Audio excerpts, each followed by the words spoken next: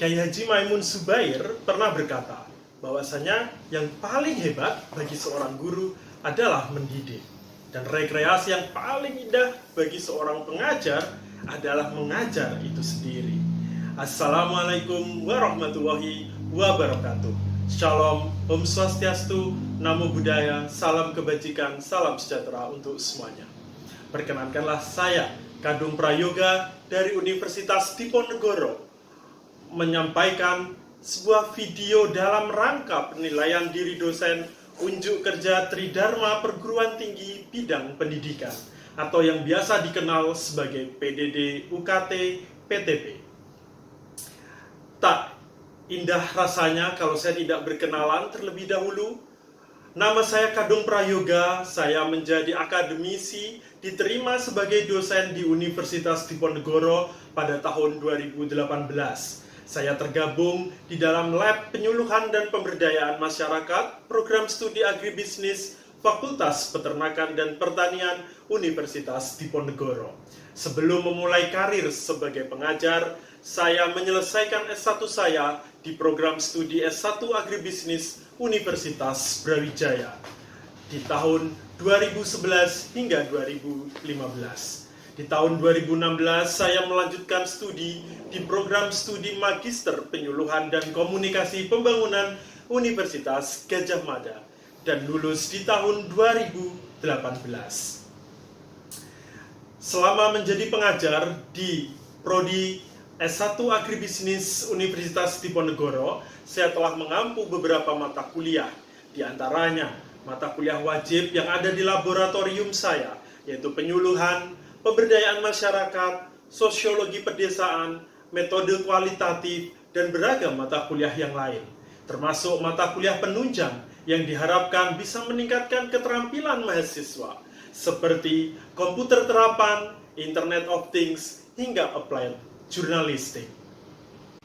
Pendekatan yang biasa saya gunakan ketika mengajar dan mengelola di dalam kelas adalah pendekatan secara DIA, mulai dari delivery, interaction, hingga assessment.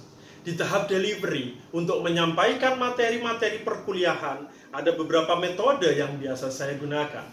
Mulai dari ceramah, diskusi secara kelompok, penugasan secara individual, tanya jawab, hingga studi kasus. Masing-masing metode saling mengisi satu dengan yang lain.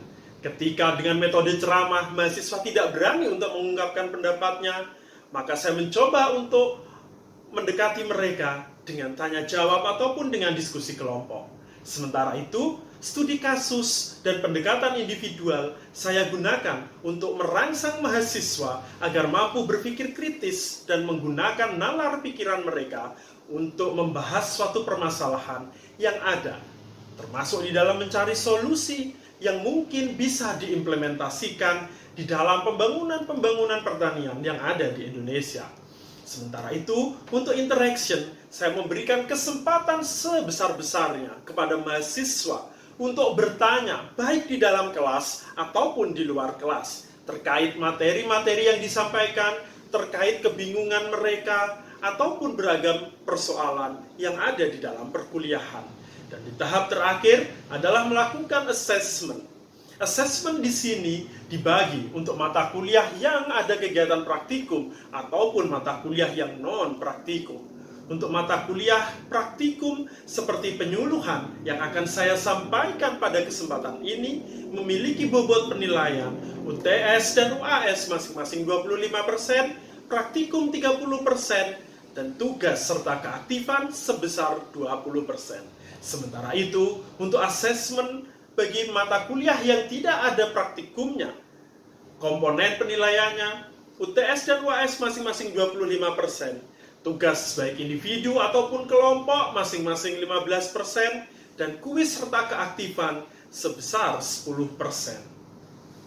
Kemudian, untuk mata kuliah yang akan saya jadikan contoh di dalam video ini adalah mata kuliah penyuluhan dengan kode PPAB 6433. Mata kuliah penyuluhan ini sendiri memiliki bobot 3 SKS, di mana 2 SKS untuk perkuliahan dan 1 SKS untuk kegiatan praktikum. Mata kuliah penyuluhan ini didesain untuk mahasiswa program studi agribisnis yang menginjak semester 5. Mata kuliah penyuluhan ini bertujuan untuk mempelajari terkait pendidikan non-formal pada masyarakat tani, termasuk di dalamnya proses belajar mengajar antara petani dan penyuluh, komunikasi pembangunan pertanian, terjadinya proses adopsi, difusi, inovasi, lalu metode, materi, dan media penyuluhan, hingga penyusunan program, pelaksanaan, monitoring,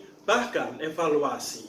Termasuk di dalamnya membahas tentang kebijakan pemerintah kaitannya dengan penyuluhan pertanian yang ada di Indonesia itu sendiri. Capaian pembelajaran mata kuliah penyuluhan ini, mahasiswa diharapkan setelah mengikuti kegiatan perkuliahan mampu untuk menjelaskan konsep penyuluhan sebagai suatu proses pendidikan orang dewasa dalam upaya adopsi, difusi, inovasi. Mereka mampu memilih metode yang sesuai dengan karakteristik masyarakat sasaran.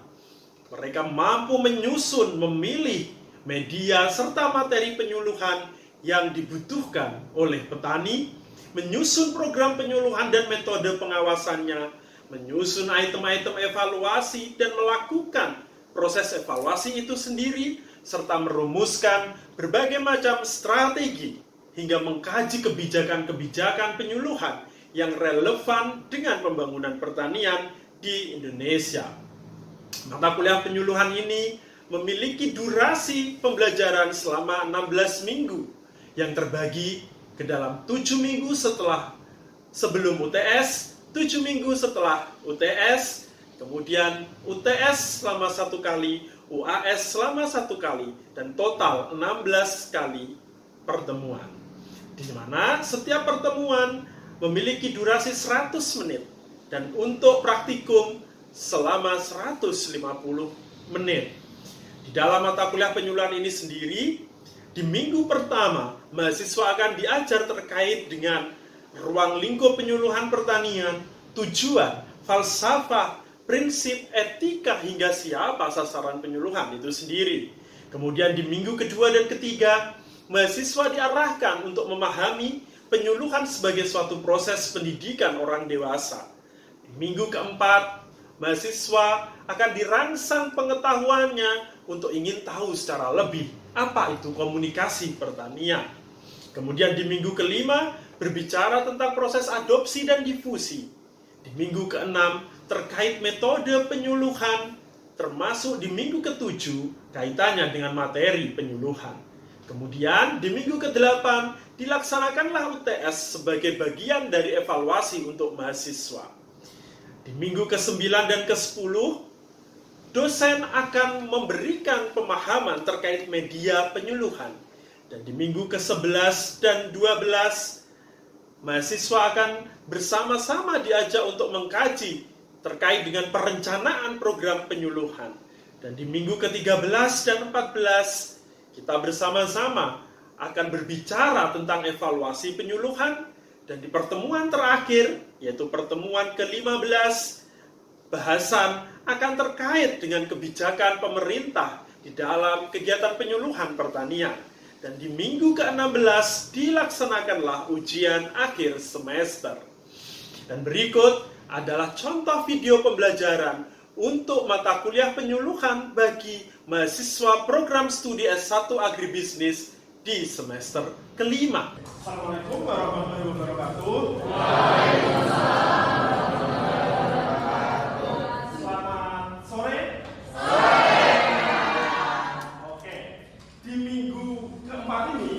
Di mata kuliah penyuluhan kita akan mempelajari tentang apa sebenarnya komunikasi pertanian, baik secara konsep, baik secara realita. Kalau kemarin di minggu ke-1, ke-2, ke-3 kita belajar tentang apa itu sebenarnya penyuluhan, apa falsafahnya, kenapa kok penyuluhan harus ada, apa asasnya dan segala macamnya. Nah, minggu ini kita akan membahas tentang komunikasi pertanian. Menurut kalian, kira-kira komunikasi itu apa toh? Kalian kan sering kalau berantem sama pacarmu, Kita bisa komunikasi, gitu kan? Nah, komunikasi itu berarti apa? Proses penyampaian informasi. Nah, secara lebih dalam, gitu ya. Memang kalau secara secara umum komunikasi itu diartikan sebagai proses penyampaian pesan dari seorang komunikator kepada komunikan, dari sumber ke receiver atau ke penerimanya. Biar apa sebenarnya komunikasi itu tujuannya? Ya, jadi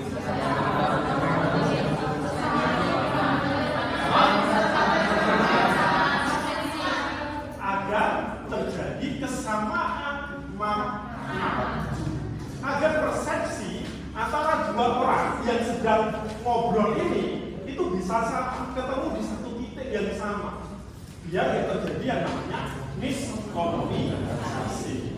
Nah, di sini kenapa kok komunikasi pertanian itu menjadi suatu isu yang penting di dalam kegiatan penyuluhan? Karena di dalam kegiatan penyuluhan pasti kalian akan melakukan satu aktivitas yang disebut dengan komunikasi. Mau kalian pendekatannya individu, mau kelompok, mau massal, gitu ya. Kalian tetap harus ngomong sama petaninya. Tidak mungkin kan kalian melakukan kegiatan penyuluhan tapi cuma diem-dieman, diam-diam, itu kan tidak mungkin. Kan? Pasti kan kalian harus ngobrol, harus berkomunikasi. Nah, sekarang yang menjadi persoalan itu gini. Petani di satu sisi itu kan dia punya pengalaman, dia punya pengetahuan yang dia bawa dari nenek moyangnya secara turun-temurun, dari pengalaman dia bertani dari tahun ke tahun, ya kan? Kemudian ada nih orang luar dia masuk, penyuluh ini kan outsider, gitu ya, dia orang luar. Ketika orang luar ini masuk, ingat di mata kuliah sosiologi pertanian, masyarakat desa itu karakteristiknya cenderung homogen, dia cenderung sama. Karena sama ini, biasanya dia akan menutup diri dari orang luar. Kemudian masuk nih si penyuluh. Petani ini cenderung akan punya persepsi yang berbeda. Hei penyuluh, kamu kan nggak pernah jadi petani. Hei penyuluh, kamu kan nggak pernah ke lapang. Kamu kan tahunya cuma secara teori, gitu kan? Di satu sisi, penyuluhnya juga sama. Hei petani, kamu itu kan tahunya cuma berdasarkan pengalamanmu. Petani itu selalu dipandang sebagai orang yang lemah, orang yang nggak punya pengetahuan, orang yang bodoh dalam tanda kutip. Makanya penyuluh itu berpikiran, ya udahlah, nggak perlu lah kita ngajak petani untuk diskusi. Pokoknya kita kasih aja, Pak Tani, Bu Tani, ini ada inovasi, pakaian. Dia nggak pernah diajak untuk berdialog, dia nggak pernah diajak untuk mendiskusikan apa yang dia butuh, apa yang dia punya. Itu akan jarang. Satu sisi petani melihat penyuluh ini sebagai orang luar, gitu ya. Satu sisi penyuluh ini juga melihat petani sebagai orang yang lemah secara kemampuan. Jadinya kan dia nggak ketemu nih, dia nggak ketemu.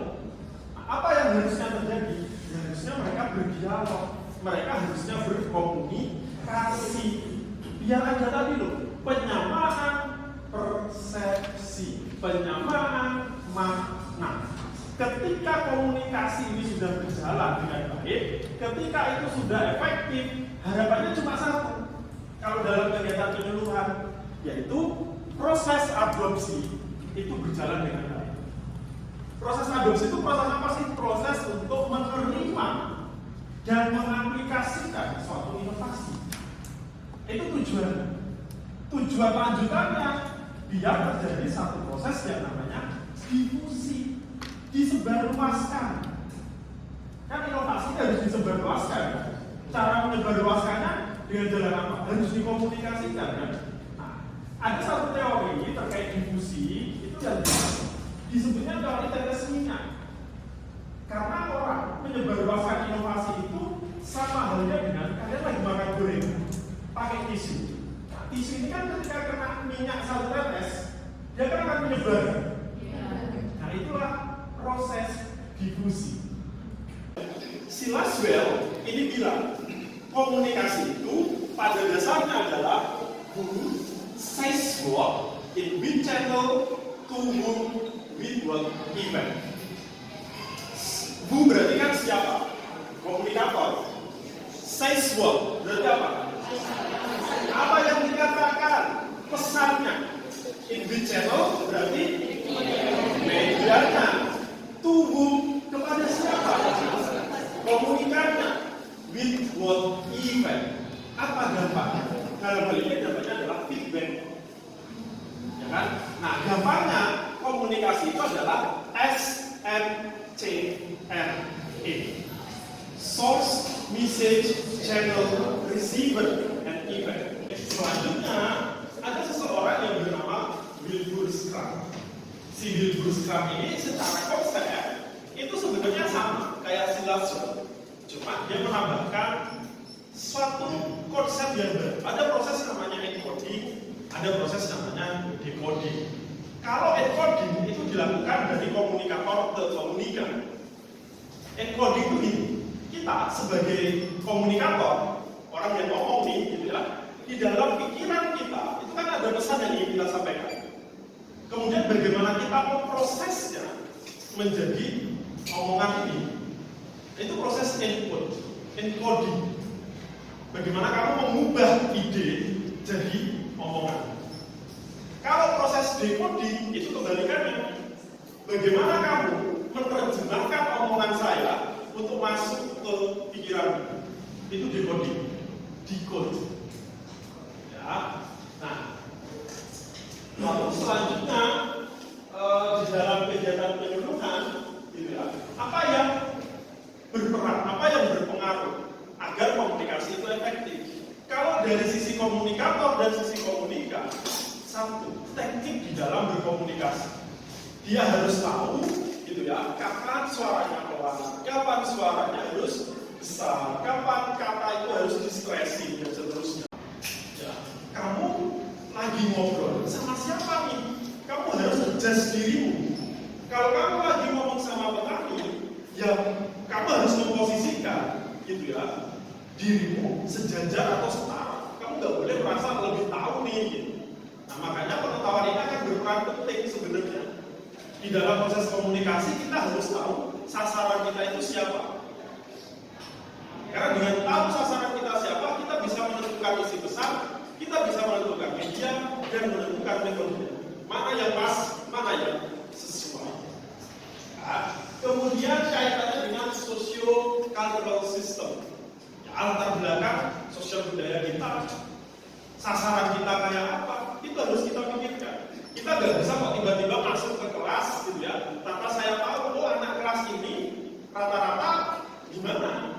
Oh petani di Demak sana, misalnya ini rata-rata orangnya kayak apa sih? Rata-rata pendidikannya apa sih? Dia menanam apa sih? Nah, itu harus kita tahu. Ya. Kemudian kalau secara pesan, ya secara konteks, secara isi, baik yang sifatnya verbal maupun yang non-verbal. Karena bahasa yang kita pilih, kosakata yang kita pilih itu akan menjadikan kualitas dari isi pesan kita. Misal kalau non-verbal, gitu ya, kalian dengan orang gini aja kan kalian udah paham, gitu ya.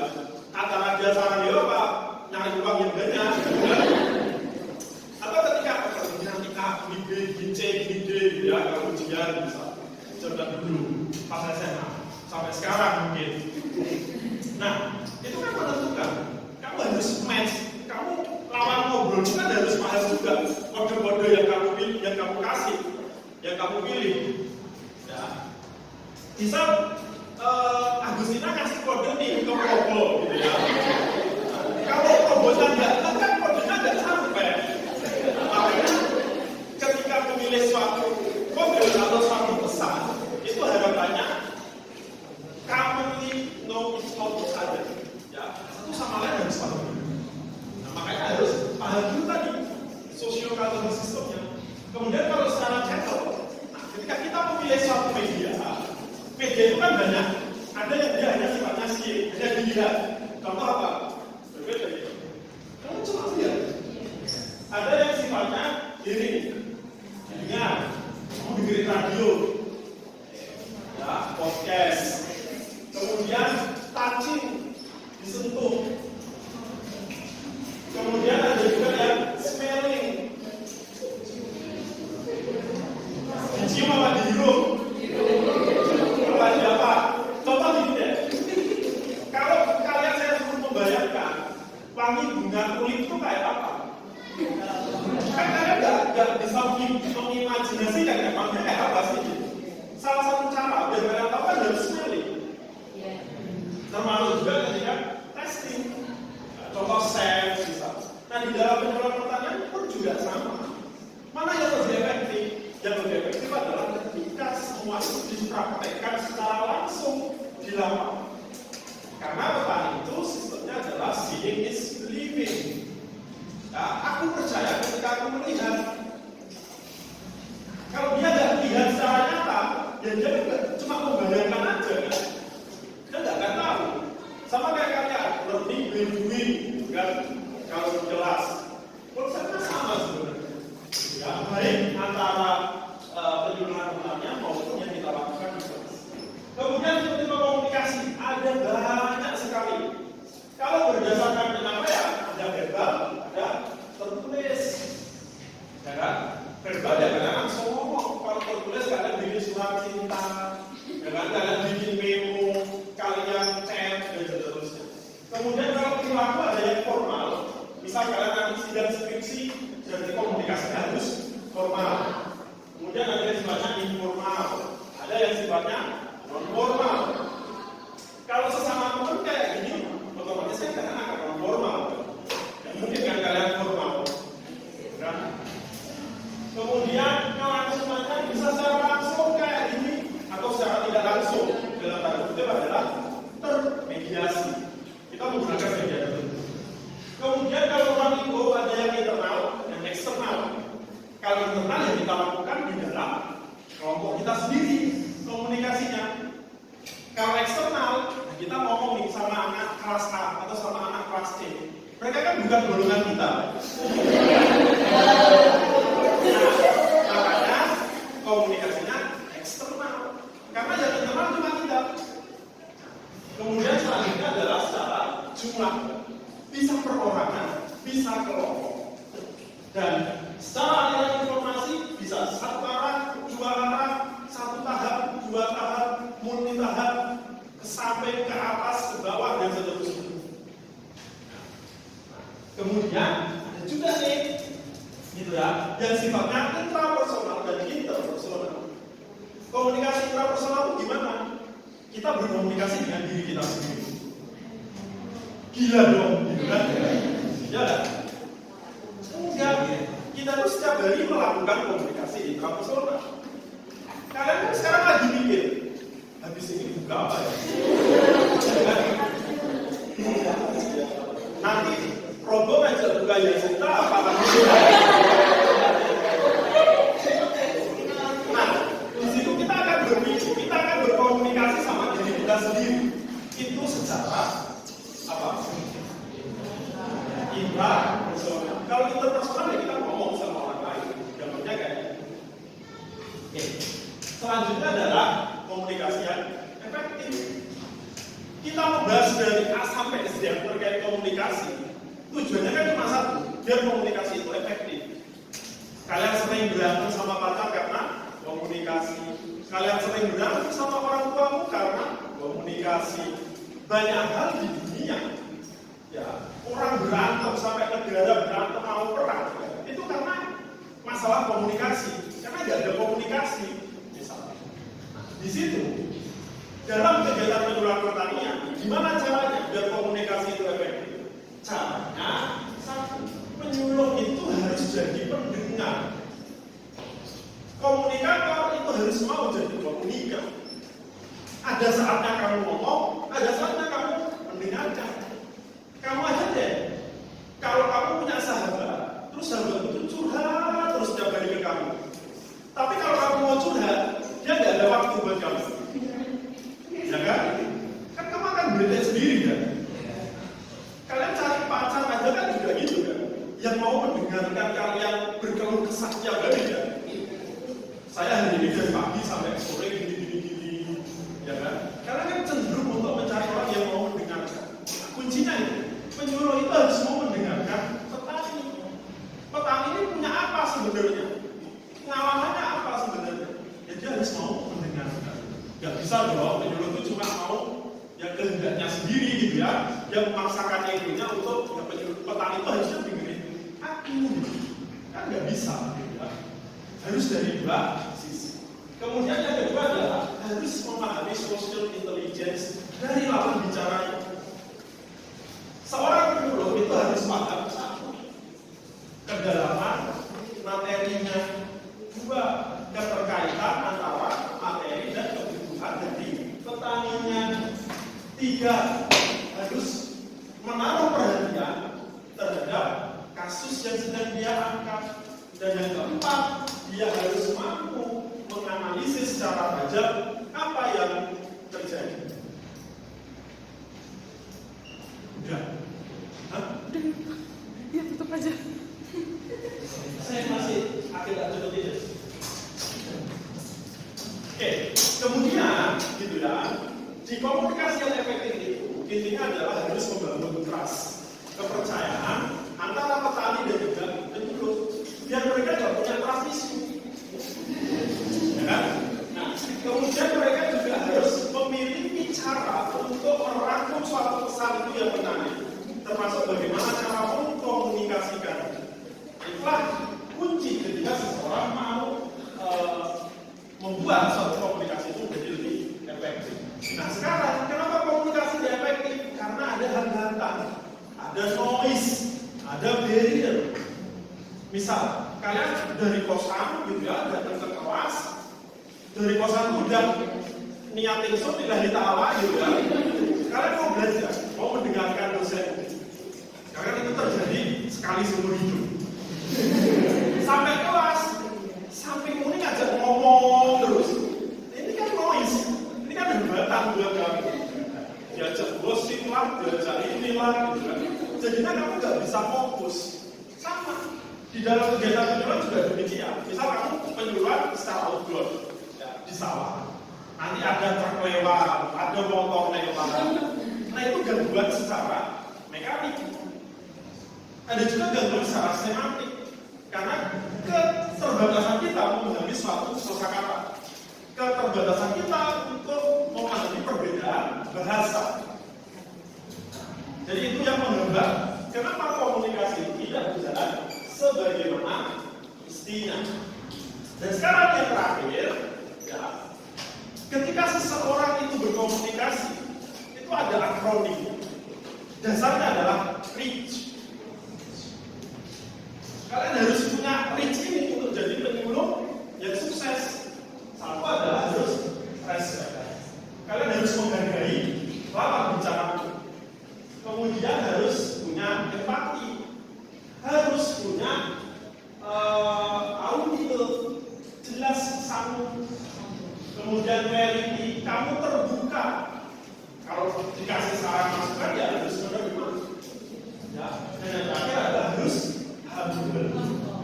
ya, senyum terus gitu ya. Apakah itu humble? Ya. Oke, jadi itu adalah sekilas tentang komunikasi pertanian. Sampai sini ada yang mau kalian tanyakan? Ada nggak? Belum ada. Oke, baik. Kalau belum ada pertanyaan, nanti di minggu depan kita akan membahas tentang adopsi dan difusi. Karena ini berkaitan nih. Habis komunikasi kan harapannya ya lemasnya diadopsi, kan?